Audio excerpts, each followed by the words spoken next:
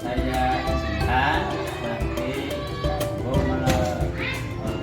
Ibu melaksanakan kegiatan sosialisasi budaya positif itu yang jelasnya nanti agar anak-anak kita itu bisa melakukan budaya yang positif ya anak, sehingga dapat meningkatkan hasil pembelajaran anak tersebut. Siap dan semoga dilaksanakan. Amin. Bismillahirrahmanirrahim. Assalamualaikum warahmatullahi wabarakatuh. Alhamdulillahirrahmanirrahim. Wassalatu wassalamu ala asrofil anbiya'i wal mursalin sayyidina Muhammadin wa ala alihi wa sahbihi ajmain, amma ba'du. Kepada Bapak Kepala Sekolah SD Negeri Brebes 1 yang saya hormati, serta Bapak Ibu Guru SD Negeri Brebes 1 yang saya hormati pula, alhamdulillahirrahmanirrahim, puji syukur kehadirat Allah Subhanahu wa taala yang telah melimpahkan rahmat serta karunia-Nya sehingga kita semua bisa berkumpul pada siang hari ini dalam acara sosialisasi budaya positif SD Negeri Brebes 1 Guru Penggerak Angkatan 7 dengan narasumber yang pertama Bapak Zainal Abidin MPD, kemudian yang kedua Ibu Tuti Haryati SPD SD, yang ketiga Ibu Sri Arianti SPD SD, Brebes 12 Januari 2023. Adapun susunan acara pada acara hari ini yaitu yang pertama pembukaan, kedua sambutan Bapak Kepala Sekolah, yang ketiga acara inti sosialisasi budaya positif, yang keempat adalah penutup. Marilah kita buka acara ini dengan bacaan basmalah bersama-sama. Bismillahirrahmanirrahim. Kemudian langsung saja yang kedua adalah sambutan dari Bapak Kepala Sekolah. Kepada Bapak Sanuri saya persilakan. Ya, CGP ya, angkatan ke-7. Alhamdulillah sudah berjalan dengan lancar dan baik ya. Di lain kesempatan nanti bisa ditingkatkan lagi Bapak Ibu. Kemudian ada beberapa hal yang ingin saya sampaikan. Pertama yaitu budaya positif yang sudah dilaksanakan di beberapa kelas di SD Negeri Brebes 01. Nanti harapan saya adalah bahwa bisa nanti setelah diadakan sosialisasi yang baru saja, nanti Bapak Ibu yang lain bisa ikut melaksanakan apa yang sudah disosialisasikan tadi, sehingga diharapkan nanti semua anak-anak di SD Negeri Brebes 1 ini bisa melaksanakan budaya positif. Itu suatu rangkaian kegiatan yang baik sekali dan bisa untuk meningkatkan prestasi kualitas ya anak-anak kita ya. Pembelajaran kita diharapkan muaranya nanti akan meningkat ya, meningkat meningkat positif karena adanya kegiatan-kegiatan yang positif tadi. Semua kelas nanti diharapkan akan melaksanakan seperti yang ada pada teman-teman CGP tadi ya. Dimulai dari ada kesepakatan kelas, masing-masing harus membuat, dilanjutkan adanya keyakinan kelas. Kemudian semuanya itu apabila dilaksanakan dengan sungguh-sungguh tentunya bisa meningkatkan ya prestasi anak-anak kita di SD Negeri Brebes 01. Itu harapan saya Bapak Ibu, semoga nanti bisa ditindaklanjuti apa yang sudah disosialisasikan teman-teman CGP kita angkatan 7. Itu saja yang bisa saya sampaikan. Kurang lebihnya mohon maaf. Saya akhiri. Wassalamualaikum warahmatullahi wabarakatuh. Assalamualaikum warahmatullahi wabarakatuh. Bismillah, alhamdulillah. Puji syukur kehadirat Allah Subhanahu wa taala yang telah memberikan kesehatan pada kita semua sehingga pada hari ini dapat hadir dalam presentasi atau pemaparan penerapan budaya positif. Perkenalkan, nama saya Sri Arianti SPDSD, berdinas di SD Negeri Brebes 01, sedang mengikuti CGP Angkatan 7 Kabupaten Brebes. Yang terhormat Bapak Kepala Sekolah SD Negeri Brebes 01, Bapak Sanuri SPD, yang saya hormati rekan-rekan Bapak Ibu Guru SD Negeri Brebes 01. Pada kesempatan hari ini saya akan menjelaskan penerapan budaya positif di kelas 5A di kelas saya secara khusus. Kemudian secara umum saya akan menjelaskan tentang kebutuhan dasar pada anak.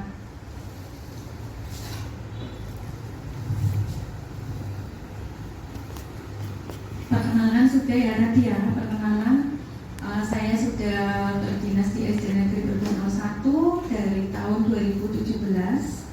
Tentu saja ada suka dukanya, ada dinamikanya, kemudian banyak sekali tantangan-tantangan dan raihan prestasi dari putra-putri SD Negeri Berdono 1. Pengertian budaya positif. Tak kenal maka tak sayang, maka kita harus mengerti dulu apa itu budaya positif. Budaya positif yaitu nilai-nilai, keyakinan-keyakinan, dan kebiasaan-kebiasaan di sekolah yang berpihak pada murid agar murid dapat berkembang menjadi pribadi yang kritis, penuh hormat, dan bertanggung jawab. Selanjutnya, budaya positif menurut Gosset yaitu merupakan pembiasaan yang diterapkan di sekolah yang diharapkan akan membantu tercapainya profil pelajar Pancasila. Salah satu materi yang diterima adalah penerapan budaya positif di sekolah. Salah satunya yaitu pembuatan kesepakatan kelas. Dengan kesepakatan kelas diharapkan akan tercipta sebuah kondisi pembelajaran yang efektif, efisien, menyenangkan, dan berpihak kepada murid.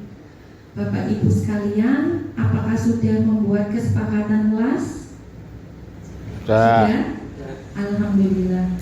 Dengan kesepakatan kelas, siswa dan guru dapat mengadakan KBM dengan maksimal, serta jika ada kendala-kendala dapat kita atasi.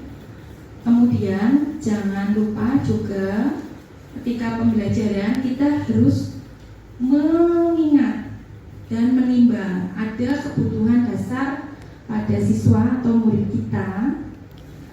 Ada 5 Bapak Ibu untuk kebutuhan dasar manusia, yaitu kebutuhan hidup untuk yang pertama bertahan hidup atau survival, kemudian yang kedua cinta dan kasih sayang, love and belonging. Kemudian yang ketiga kebebasan atau freedom. Yang keempat kesenangan atau fun. Biasanya anak senang yang bahagia ya, seperti itu. Kemudian ada juga yang kelima yaitu kekuasaan atau power.